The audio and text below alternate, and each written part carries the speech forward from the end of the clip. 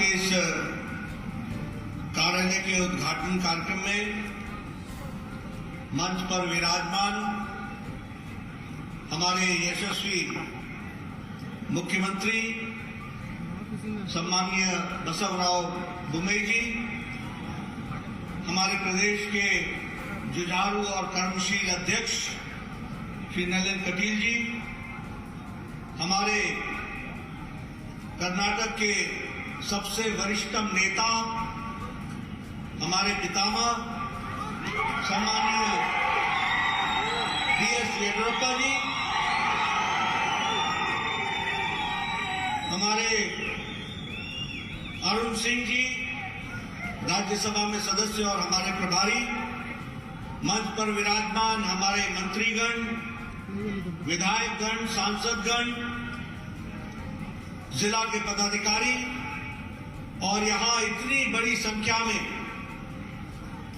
आए हुए हमारे सभी वरिष्ठ कार्यकर्ता बंधु और 10 थानों से जुड़े हुए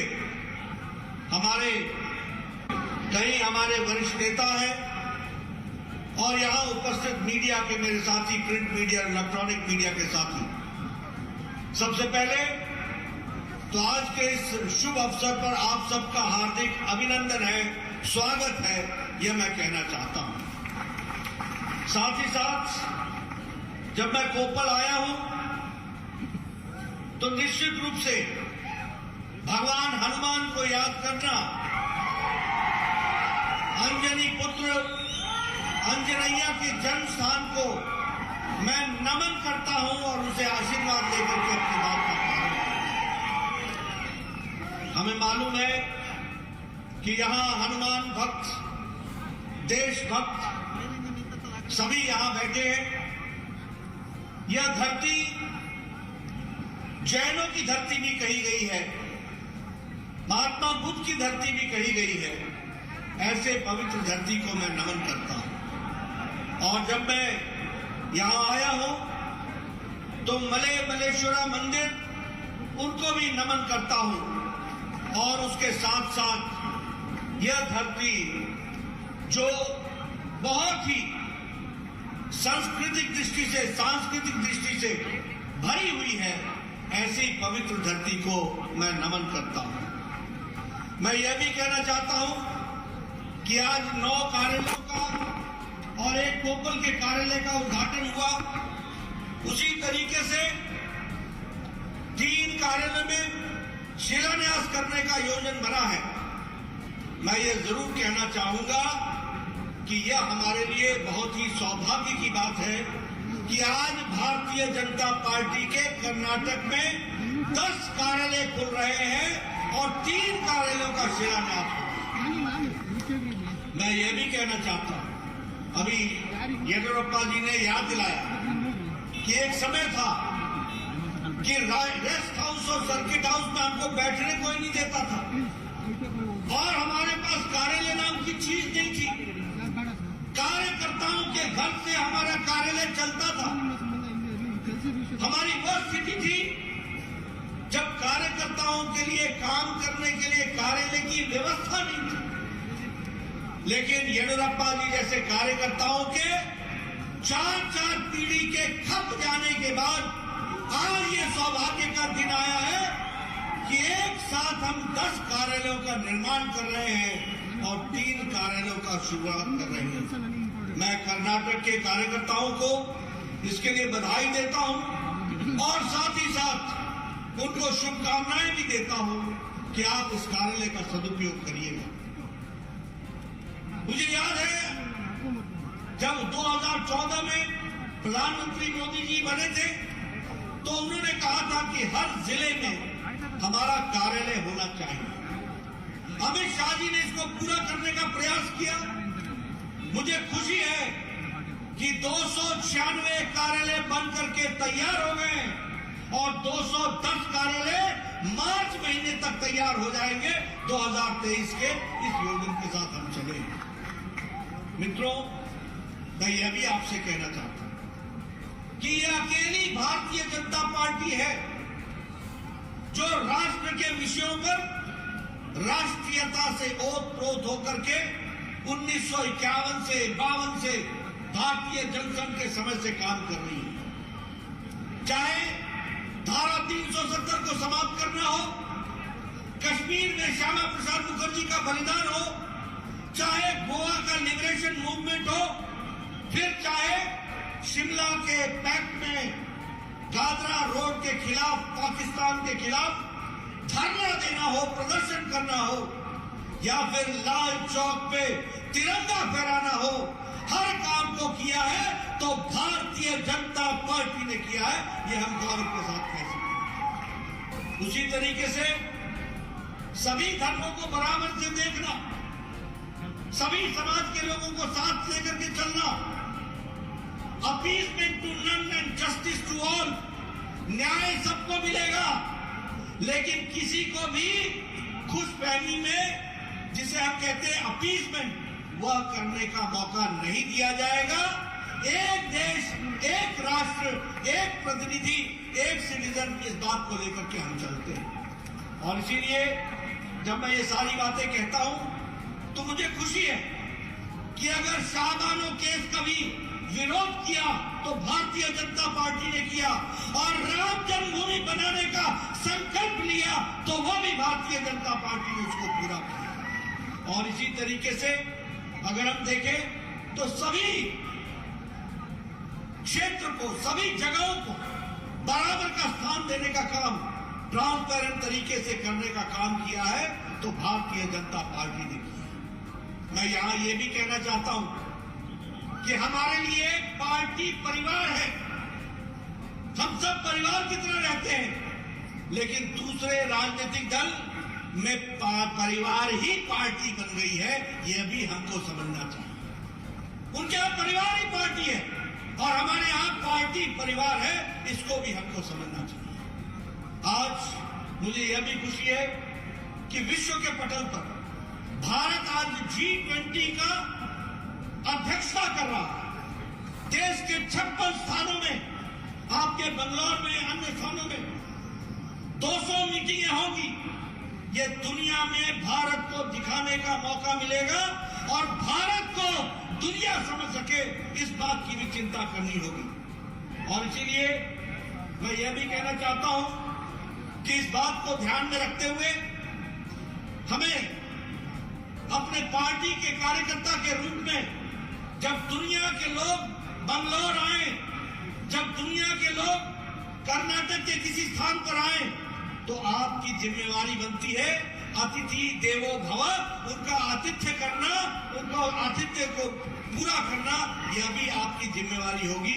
यह मैं आपको कहना चाहता हूं। मित्रों, अगर मैं दुनिया की बात करूं तो मैं ये कह सकता हूं, आपने खबर सुनी होगी, अभी भी कोरोना से चीन मुक्त नहीं हो पाया, जहां से कोरोना शुरू हुई। अभी भी यूरोप कोरोना से मुक्त नहीं हो पाया है। अभी भी अमेरिका में कोरोना की पूरी वैक्सीनेशन नहीं लग पाई है, लेकिन भारत देश 220 करोड़ वैक्सीन लगाकर 130 करोड़ की जनता को मोदी जी ने सुरक्षा कवच पहना करके उनको मुक्त कर दिया है। इस बात को भी हमको समझना चाहिए। इसलिए दुनिया में आज भारत को देखने का तरीका बदल गया। हम रिपोर्ट कार्ड लेकर के जाने वाले लोग हैं। अभी बोवई साहब को मैं सुन रहा था, मैंने येडियुरप्पा जी को सुना, दोनों ने आपके सामने जो कर्नाटक की जनता के लिए किया है उसको छाती ठोक करके कहने की ताकत है तो वह भारतीय जनता पार्टी के नेताओं में है। इस बात को भी हमको समझना है, कोई और नहीं कर सकता। सिद्धरमैया कुछ नहीं बता सकते कि उन्होंने कर्नाटक की जनता के लिए क्या किया। हाँ, वो ये बता सकते हैं कि समाज में जातियों में बांटने का काम किस तरीके से किया, ये जरूर बता सकते हैं। शिव कुमार के बारे में तो बात ही करना बेकार है। आपको तो मालूम है कि उनको तो हर दिन कोई ना कोई नए हंगामे बसना आदत हो गई है और नए नए सिचुएशन आकर के खड़ी होती है, लेकिन रिपोर्ट कार्ड लेकर के जाने की हिम्मत है तो वो येडियुरप्पा में है, वो बोवई जी में है, वो हमारे लोगों में है। ये बात मैं आपको कहना। और इसके साथ साथ मैं ये भी कहना चाहता हूं कि हमारे प्रधानमंत्री मोदी जी जो 11 नवंबर को यहां आए थे कर्नाटक में, उन्होंने वंदे भारत एक्सप्रेस में मैसूर से चेन्नई तक गाड़ी को प्रारंभ किया, रेलगाड़ी को। वह वंदे भारत ही नहीं है, वो भारत की विकास की कहानी लिखने वाली है। इस बात को भी हमको समझना चाहिए। और ऐसी 400 ट्रेनें वंदे भारत के नाम पर प्रारंभ होगी और वो ऑपरेशनल होंगी। उसी तरीके से भारत गौरव काशी दर्शन ट्रेन, ये भी केएसआर रेलवे स्टेशन से आपने प्रारंभ किया। उसी तरीके से कर्नाटक से काशी और अयोध्या के लिए यह यात्रा इस गौरव काशी ट्रेन के द्वारा होगी, उसके लिए भी मैं आपको बधाई देता हूं। उसी तरीके से केम्पेगौड़ा का इंटरनेशनल एयरपोर्ट जो दुनिया में एक मिसाल बनकर के खड़ा हुआ है और कर्नाटक के विकास की दृष्टि से एक बहुत बड़ी छलांग है, उस पर भी 5,000 करोड़ रुपए खर्च करके आदरणीय प्रधानमंत्री जी ने वह भी आपको डेडिकेट किया। इसी के साथ साथ 108 फीट की केम्पेगौड़ा जी की जो मूर्ति है उसका भी अनावरण उसी दिन हुआ, उसके लिए भी मैं आपको बधाई देता हूं। और ये जो न्यू मैंगलोर पोर्ट बना है, ये जो बंदरगाह बना है, यह टूरिज्म के दृष्टि से यह निश्चित रूप से बहुत बड़ा कारगर सिद्ध होगा और क्रूज टूरिज्म के लिए ये जाना जाएगा। इसको भी हमको ध्यान में रखना चाहिए। मुझे खुशी है कि प्रधानमंत्री जी ने लगभग 1,000 करोड़ रुपए के 5 प्रोजेक्ट्स को उसको भी हरी झंडी दिखाई और उसी तरीके से 1,830 करोड़ रुपए हमारे मैंगलोर रिफाइनरी के माध्यम से पेट्रोकेमिकल्स लिमिटेड के लिए, उसके लिए भी अनुदान दिया और उसमें भी विकास की एक नई कहानी लिखी जा रही है। और अगर मैं बात करूं कर्नाटका हाईवे प्रोजेक्ट की, तो 70,000 करोड़ रुपए सिर्फ इसी में खर्च हो रहा है, उसको भी हमको ध्यान में रखना चाहिए।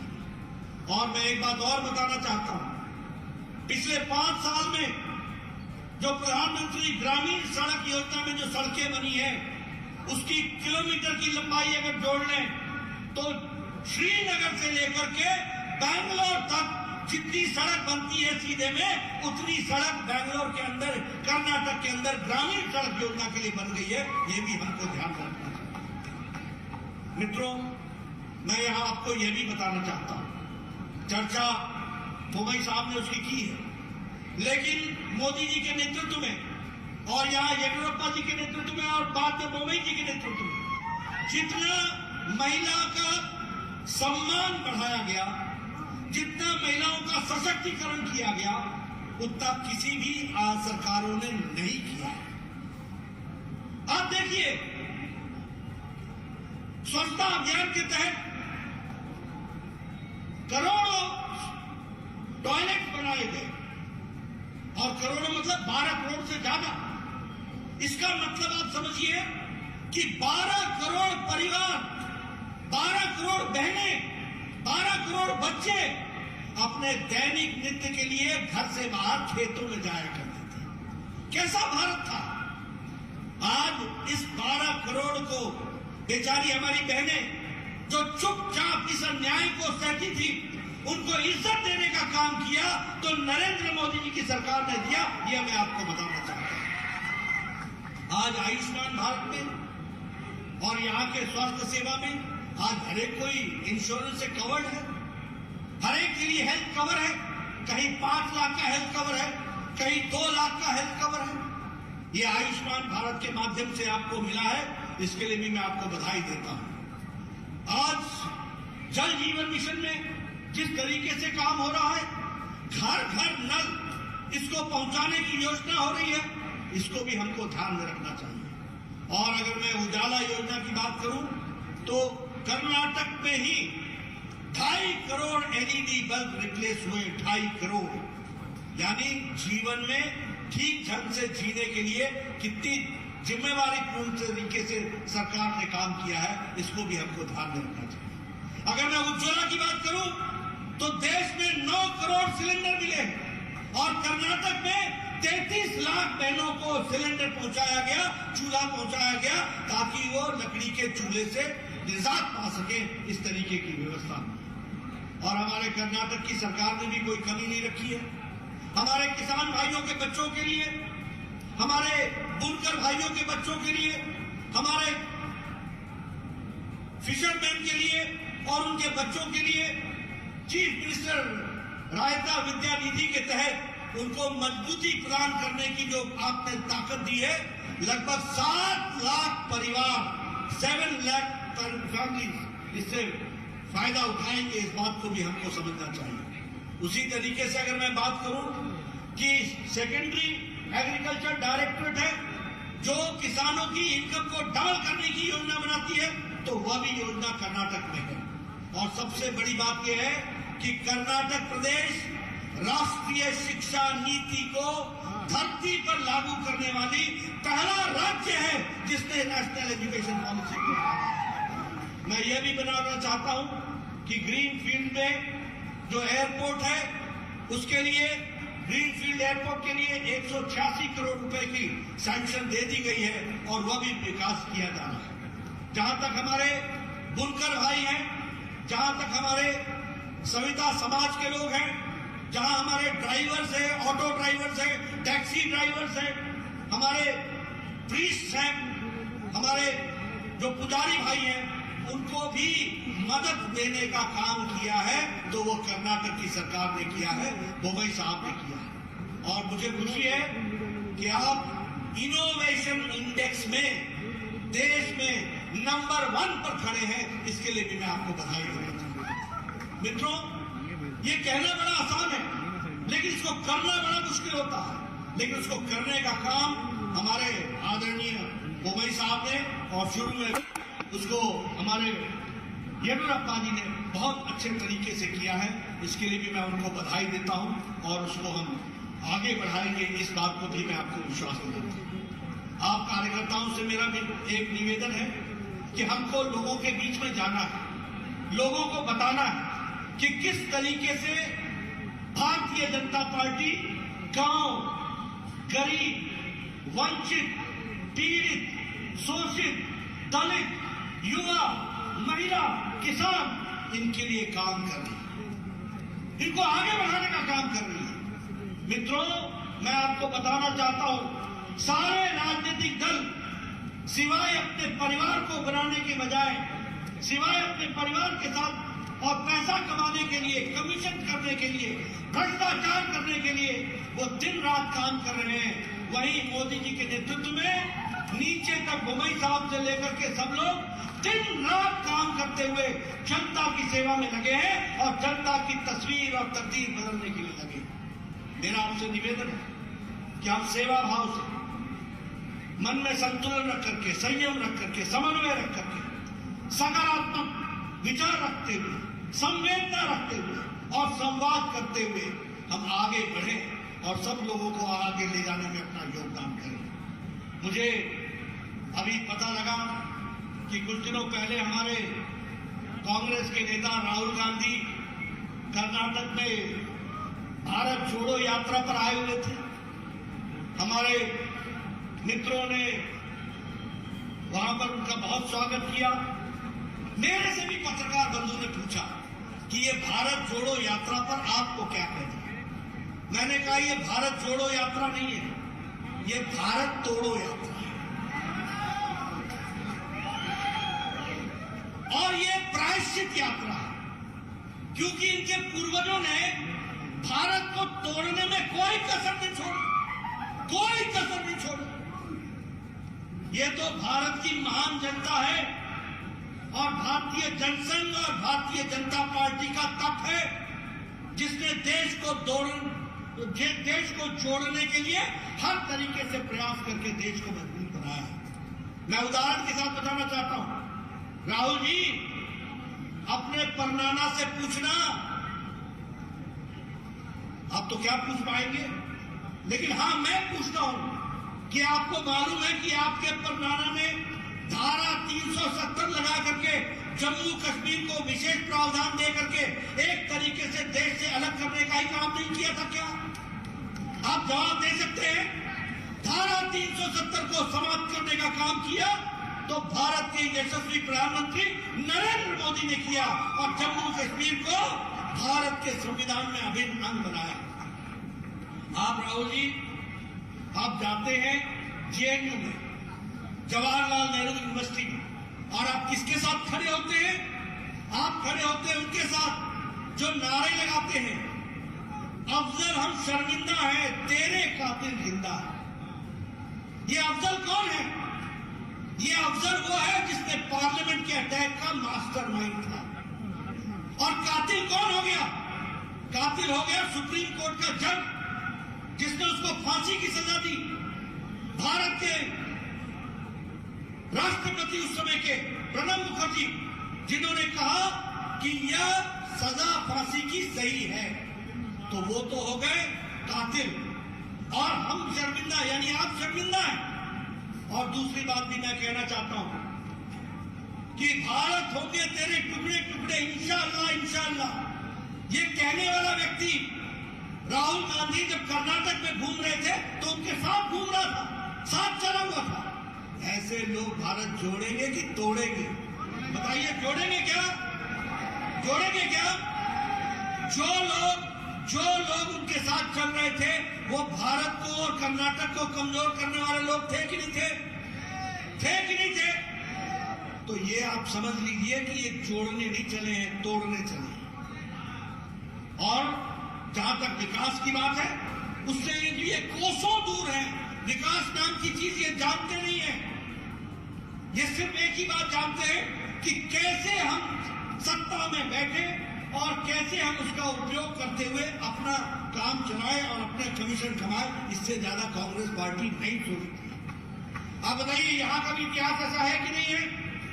यहां का इतिहास ऐसा है कि नहीं है? इसलिए मित्रों, मैं आपसे एक निवेदन करने आया हूं, और वह निवेदन यह है कि भारतीय जनता पार्टी को आप आशीर्वाद दें, भारतीय जनता पार्टी को आप मजबूती दें, भारतीय जनता पार्टी को आप ताकत दें, और उस ताकत से हम पूरी ताकत लगा करके आपकी सेवा में जुटे रहे। इस बात का प्रण लेकर के मैं आज आपको शुभकामनाएं देता हूं, और साथ ही साथ आपको अभिनंदन भी करता हूं इस नए कार्यालय के लिए। इसका सदुपयोग कीजिए और प्रदेश को आगे ले जाइए। इन्हीं शब्दों के साथ बहुत बहुत धन्यवाद।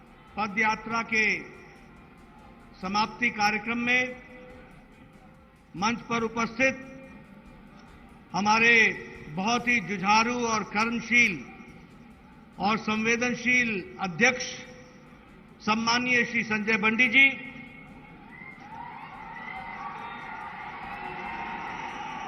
हमारे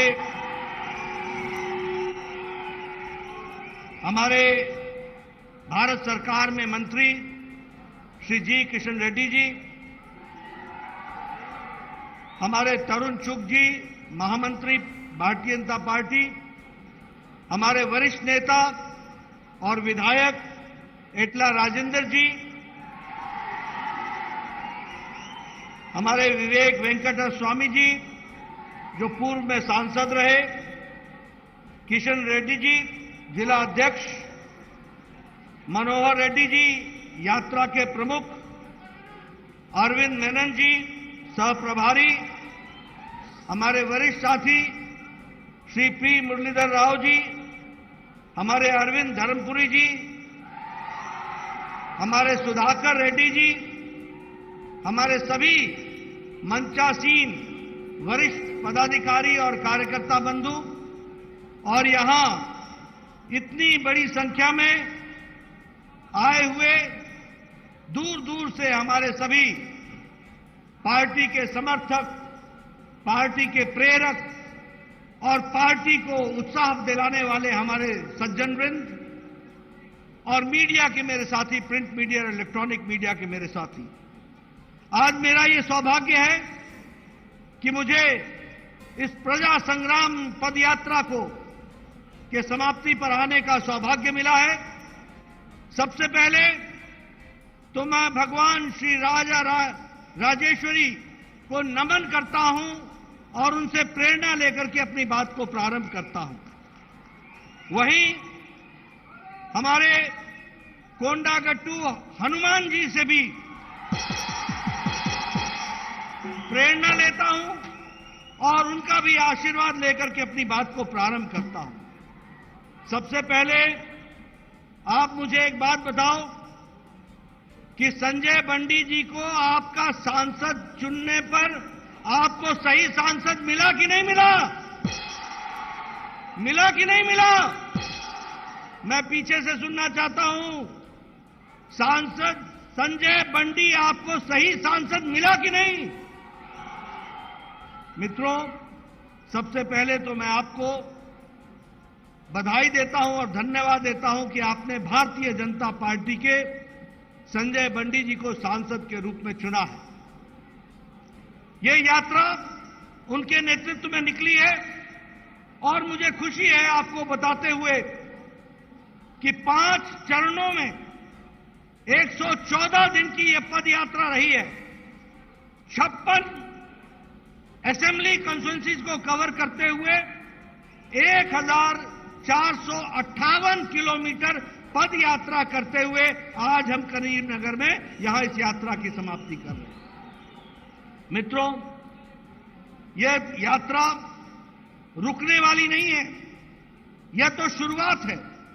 इसके साथ साथ प्रजा घोषा, बीजेपी भरोसा, इस यात्रा को भी हम गांव-गांव, घर-घर पहुंचाने वाले हैं और हमारे सभी नेता उसमें शामिल होने वाले हैं। और उसी तरीके से एक नारा भी आप लोगों ने तय किया है, सालू डोरा सेलाऊ डोरा अभियान। इस अभियान के तहत enough is enough, goodbye KCR, इसको भी हमको समझने की जरूरत है। और साथ ही साथ मैं यह भी बताना चाहता हूं कि दूसरे फेज में और तीसरे फेज में, और अभी जब मैं आ रहा था तो मेरी यात्रा को भी रोकने का काम टीआरएस ने किया और टीआरएस के लोगों ने किया। मैं केसीआर को बता देना चाहता हूं कि ये प्रजातंत्र है। दमन को प्रजातंत्र के अंदर इतिहास के कूड़ेदान में दफन कर देती है ये जनता है। इसको पहचानो, इसको समझो।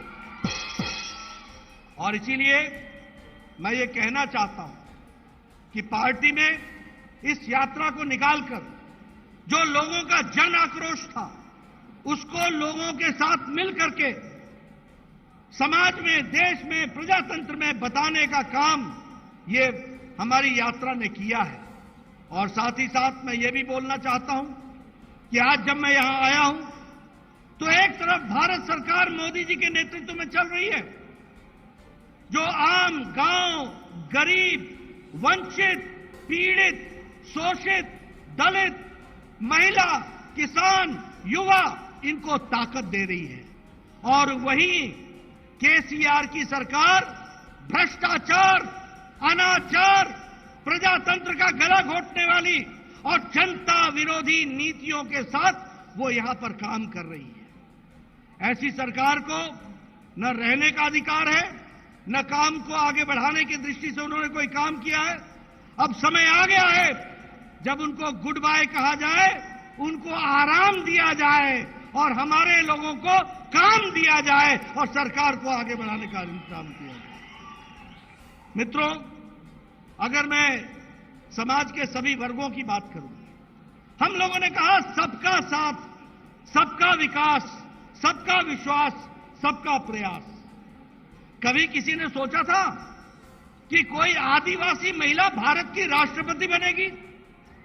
कभी सोचा था कि कोई दलित भारत का राष्ट्रपति बनेगा? कभी किसी ने सोचा था कि 12-12 मंत्री हमारे दलित होंगे? कभी किसी ने सोचा था कि 8 मंत्री हमारे केंद्र सरकार में आदिवासी वर्ग से होंगे और 20 से ज्यादा हमारे पिछड़े वर्ग से होंगे? ये सबको साथ जोड़ने का काम, एक माला में पिरोने का काम, सबका साथ, सबका विकास, सबका विश्वास और सबके प्रयास को आगे बढ़ाने का काम किसी ने किया है तो नरेंद्र मोदी जी की सरकार ने और नरेंद्र मोदी जी ने किया है। यह हमको ध्यान में रखना चाहिए। मैं इसके साथ साथ यह भी बताना चाहता हूं कि विकास के दृष्टि से आज अगर मैं तेलंगाना की बात करूं तो जो सड़कें बनी हैं वो पिछले 5 साल के अंदर केंद्र सरकार के द्वारा 4,996 किलोमीटर बनी है, 4,996 किलोमीटर। इसका मतलब यह हुआ, और उसमें 104 लाख रुपए करोड़ रुपए खर्च हुए हैं हाईवेज इन तेलंगाना। इसका मतलब यह हुआ कि लद्दाख से तेलंगाना की जो सड़क बनती है उतनी सड़कें यहां पर बनी हैं। ये केंद्र सरकार ने करके दिया है। उसी तरीके से 4 लेन का फ्लाईओवर, एलिवेटेड कॉरिडोर, ये सारी चीजें विकास की दृष्टि से यहां पर काम हुआ है, उसको आपके सामने मैं रखना चाहता हूं। अगर मैं जल जीवन मिशन की बात करूं, हर घर जल पहुंचाने की बात की है, तो 1,91,00,000 घरों में इसको पहुंचाने का 1,91,000 लोगों के घरों में इसको पहुंचाने का काम किया है। उसी तरीके से नए हाउस होल्ड, नए घरों में 38 लाख घरों में घर घर जल पहुंचाने का काम किया है। उसी तरीके से अगर हम देखें तो आज मुझे दुख के साथ कहना पड़ता है कि यह स्टेट तेलंगाना, जो एक समय में सरप्लस स्टेट थी, उसको आज डेट में डालने का काम किया है तो केसीआर ने किया है। उसको अंधेरे में धकेलने का काम किया है तो केसीआर ने किया है। और आपको जानकर आश्चर्य होगा कि आज तेलंगाना प्रदेश, जो आज से 8 साल पहले सरप्लस स्टेट था, आज 3.29 लाख करोड़ रुपए के डेट में खड़ा है ये हमारा प्रदेश। उसी तरीके से केसीआर बोलते रहते हैं कि Telangana is a richest state. मैं उनको करेक्ट करना चाहता हूं, Telangana was a richest state, you have made it a poor state and a debt state. ये भी आपने ला करके खड़ा किया है। अगर मैं बात करूं, ऊंचे ऊंचे विचार लेकर के चले, ऊंची ऊंची बातों को कहने के लिए चले।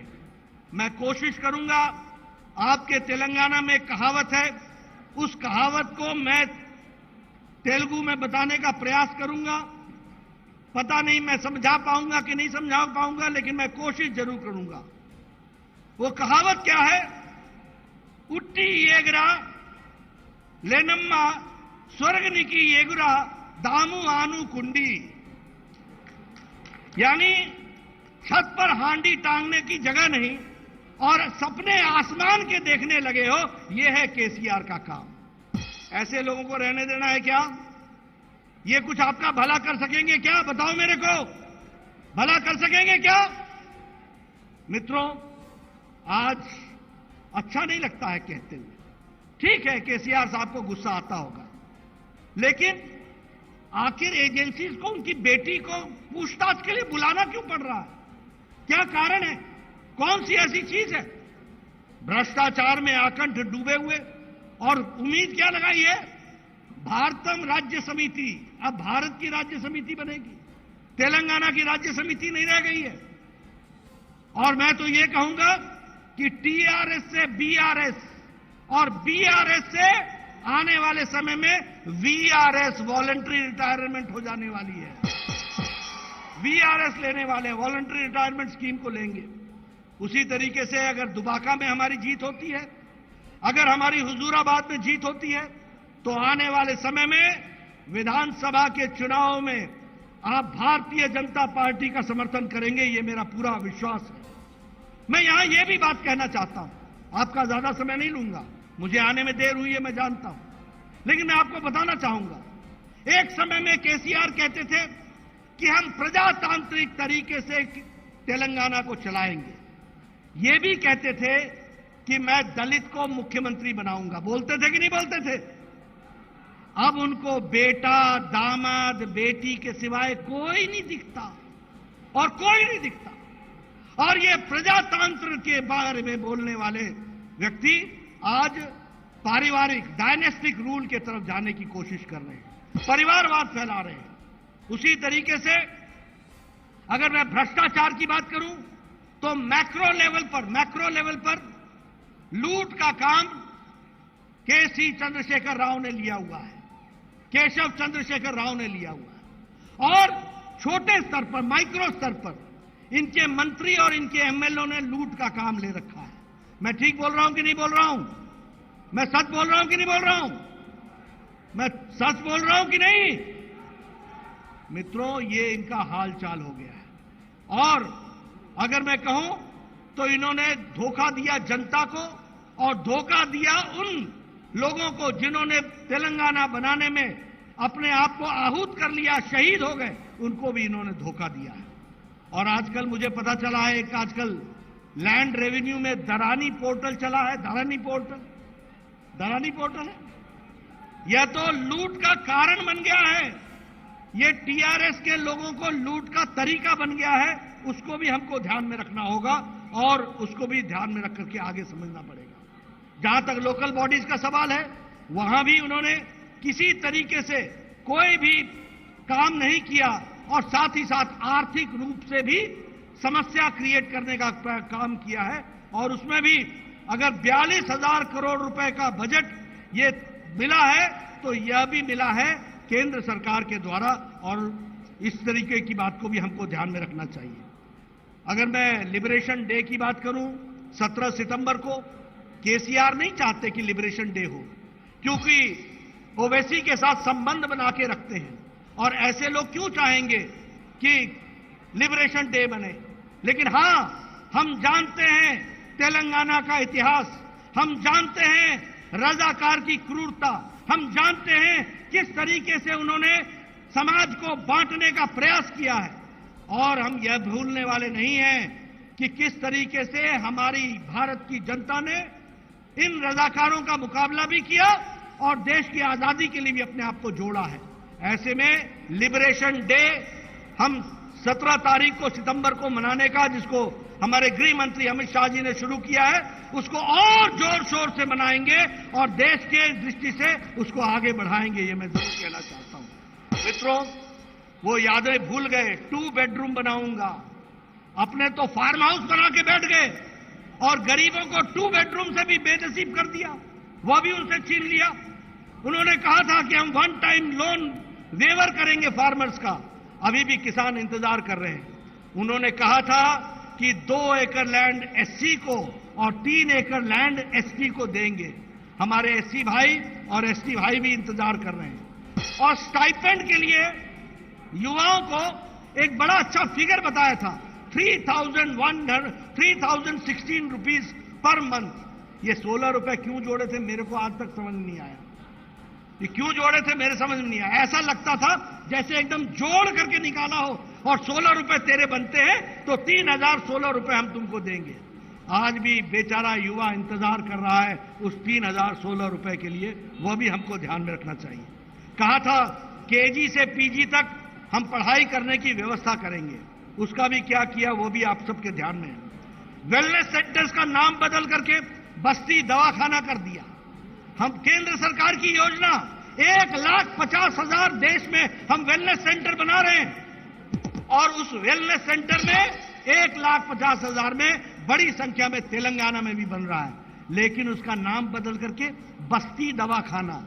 अब मैं पूर्व स्वास्थ्य मंत्री रहा हूं, मुझे मालूम है दवाखाना और वेलनेस सेंटर में जमीन आसमान का अंतर है। लेकिन केसीआर को कौन समझाए, चीटिंग करने वाला ओरिजिनल नहीं होता, वो डुप्लीकेट होता है। तो तुम डुप्लीकेट हो, ओरिजिनल हम ही हैं, ये तेलंगाना की जनता जानती है। और इसीलिए मैं अंत में एक बात कहूंगा, आपका ज्यादा समय नहीं लूंगा। जो लोग चाहते हैं कि केसीआर की सरकार जाए, जो लोग चाहते हैं कि टीआरएस की भ्रष्टाचारी सरकार जाए, जो लोग चाहते हैं कि टीआरएस की दमनकारी सरकार जाए, जो लोग चाहते हैं कि टीआरएस का कुशासन वाली सरकार जाए, उनको ये याद रखना पड़ेगा कि केसीआर को कोई हटा सकता है तो वो भारतीय जनता पार्टी हटा सकती है। भारतीय जनता पार्टी इस काम को पूरा करेगी। इसलिए जो लोग केसीआर विरोधी हैं, जो लोग टीआरएस विरोधी हैं, जो लोग कुशासन के विरोधी हैं, जो लोग भ्रष्टाचार के विरोधी हैं, जो लोग वंशवाद के विरोधी हैं, जो लोग परिवारवाद के विरोधी हैं, उन सबको मैं आह्वान करना चाहता हूं, भारतीय जनता पार्टी के साथ जुड़िए, भारतीय जनता पार्टी के हाथ मजबूत कीजिए, भारतीय जनता पार्टी का कमल खिलाइए और कमल खिलेगा और टीआरएस जाएगा। तेलंगाना में विशुद्ध भारतीय जनता पार्टी की सरकार बनेगी। और मैं अंत में बतौर राष्ट्रीय अध्यक्ष बोलना चाहता हूं कि पद यात्रा बंद नहीं हुई है। पद यात्रा का एक फेज पूरा हुआ है। इसके बाद अगली यात्रा का हम फिर से घोषणा करेंगे और गांव-गांव जाएंगे, जन जन तक अपनी आवाज पहुंचाएंगे। और ये जो एटीएम वाली सरकार है ना, कालेश्वरम वाली, ये एटीएम की सरकार किया, एटीएम बदला जाएगा, ओरिजिनल एटीएम आएगा, जो केंद्र सरकार जिस बात को कहेगी उसको यहां पूरा करेगा और धरती पर लगाने वाला काम करेगा। इस बात को हमको समझना होगा। मुझे पूरा विश्वास है कि आप सब लोग इस यात्रा के लिए मैं शुभकामनाएं देता हूं और आप आगे बढ़िए, पूरी ताकत से लगिए, तेलंगाना की जनता की सेवा कीजिए, तेलंगाना के जनता को आगे बढ़ाने का काम कीजिए, तेलंगाना राज्य को आगे बढ़ाने का काम कीजिए और भ्रष्टाचारी सरकार को इससे मुक्त होइए। इन्हीं शब्दों के साथ बहुत बहुत धन्यवाद। जय भारत, जय तेलंगाना। टेस्ट होंगे, ये सुनने में अच्छा लगा मुझे, लेकिन इसकी वास्तविकता कुछ और है। अभी तक मोहल्ला क्लिनिक में जैसा वो दावा करते रहे हैं 212 टेस्ट होते थे, लेकिन क्योंकि वो घोषणा मुख्यमंत्री हैं इसलिए उन्होंने घोषणा की कि 450 टेस्ट होंगे। मुझे लगता है कि दिल्ली की जनता की आंखों में धूल झोंकने का एक नया प्रयास उन्होंने किया है। उसके पीछे का कारण है, उस कारणों की भी हम चर्चा करेंगे। हमारे पास जो जानकारी है तथ्यों के साथ है कि पिछले 2 महीने से मोहल्ला क्लिनिक में एक भी टेस्ट नहीं हो पा रहा है। पिछले 2 महीने से मोहल्ला क्लिनिक में एक भी टेस्ट नहीं हो पा रहा है। अब उसका कारण क्या है? उसका कारण यह है कि टेस्ट करने के लिए जो लैब्स अपॉइंट की गई हैं उनको पेमेंट नहीं दी जा रही है और भुगतान ना होने से उन लैब्स ने टेस्ट करने से बंद कर दिया है, मना कर दिया है। लेकिन क्योंकि इनको तो घोषणा करनी है, जब 212 टेस्ट नहीं हो पा रहे हैं तो आप 450 टेस्ट कैसे करेंगे? अब मैंने कहा कि उसके पीछे तथ्य हैं। इस पूरे विषय पर हमारे जो प्रतिपक्ष नेता हैं माननीय रामवीर सिंह जी विधूड़ी, इन्होंने बहुत पड़ताल से कुछ चीज़ें एकत्रित की हैं। तो मैं एक बार भाई साहब से निवेदन करूंगा कि वो एक एक तथ्य को आपके सामने रखें और दिल्ली की जनता को ये पता चले कि ये घोषणा मुख्यमंत्री मात्र धूल झोंकने के अलावा, धोखा देने के अलावा इनका कोई काम नहीं है। तो मैं माननीय रामवीर जी से निवेदन करूंगा एक बार वो सारे विषय को आपके सामने भी रखें। माननीय रामवीर सिंह जी।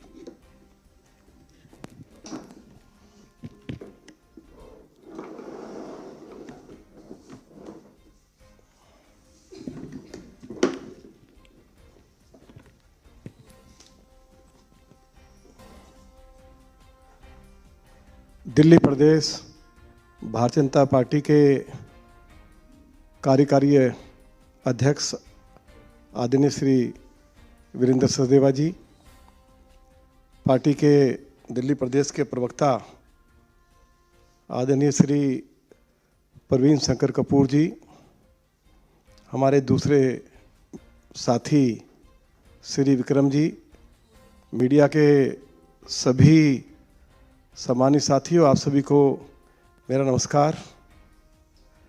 आदरणीय अध्यक्ष जी ने कुछ जानकारी मोहल्ला के क्लिनिक्स के बारे में उपलब्ध कराई है।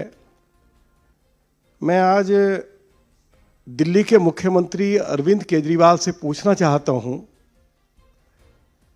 कि आपने दिल्ली में 1000 मोहल्ला क्लिनिक्स खोलने की बात कही और ये भी कहा कि मोहल्ला क्लिनिक्स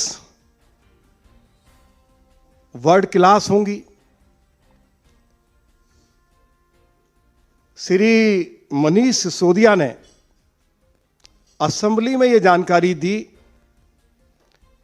कि पिछले 7 सालों में अरविंद केजरीवाल की सरकार 520 मोहल्ला क्लिनिक्स खोल पाई है और पिछले कुछ दिनों में 72 मोहल्ला क्लिनिक्स बंद हो गए।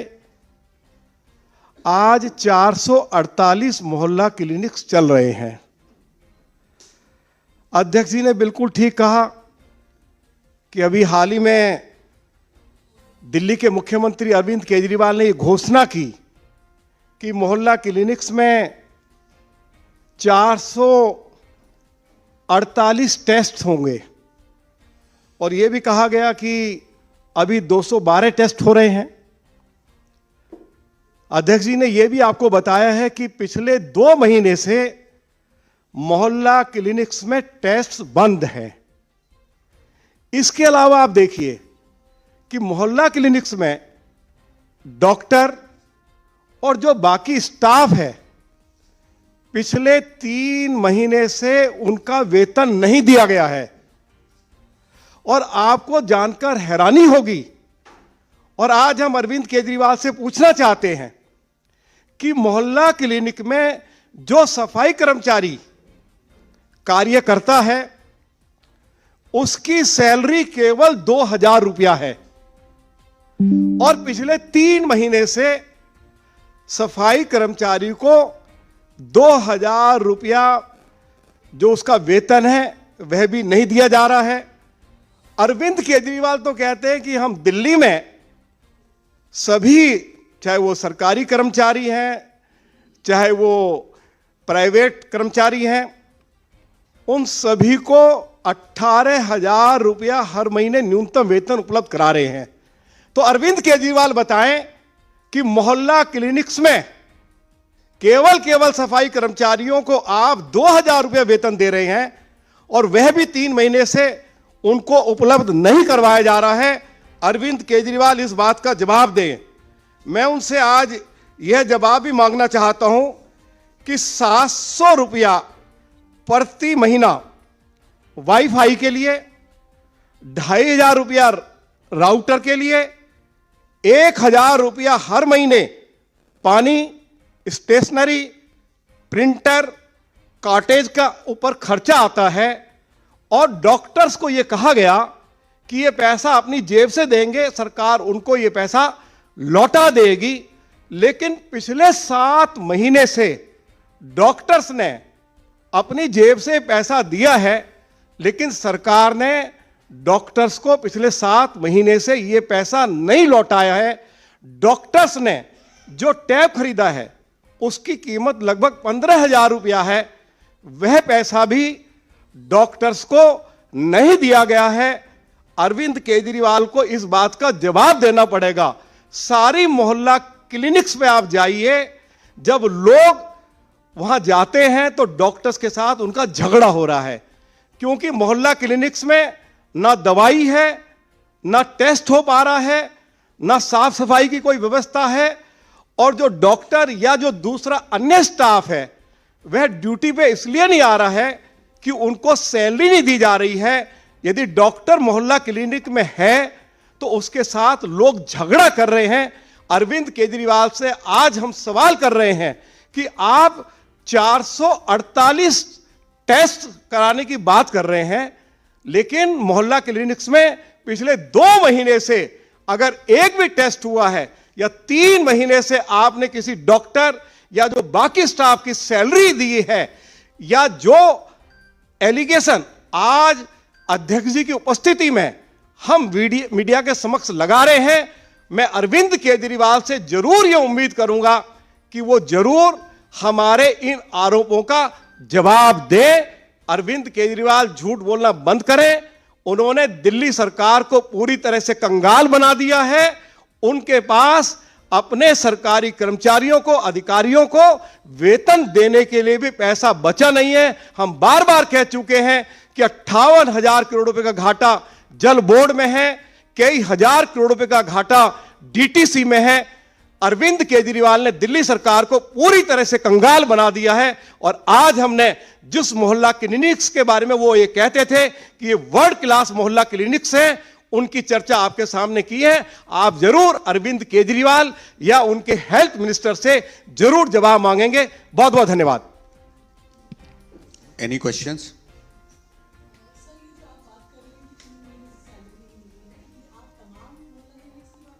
पूरी दिल्ली की मैं लगभग दिल्ली प्रदेश के अध्यक्ष आदरणीय श्री वीरेंद्र सचदेवा जी के निर्देश पर मैं और मेरे साथ 3 विधायक 17 मोहल्ला क्लिनिक्स पे गए हैं।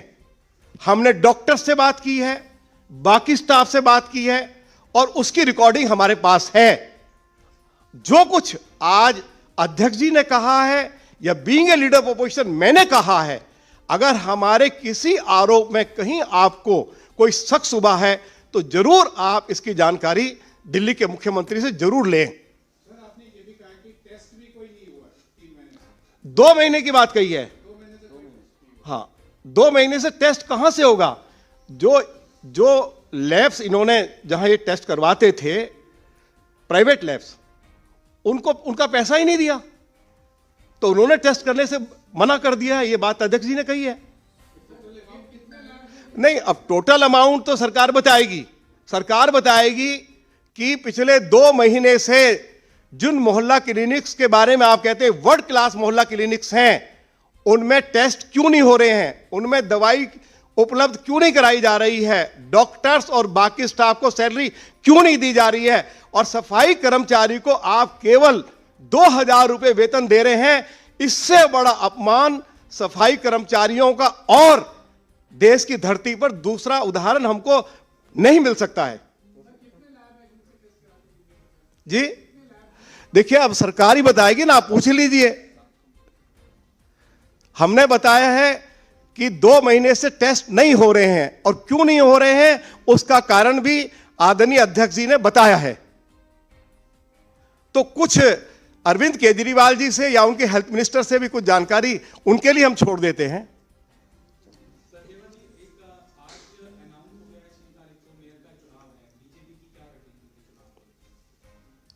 मुझे लगता है इसी विषय पर हैं, इसके लिए मैं अलग से बात कर लूंगा आपसे। वैसे मैंने कहा है कि हम अच्छे नंबर में हैं, उनका कैंडिडेट आने दीजिए सामने, उसके बाद हम बताएंगे हमें क्या करना है।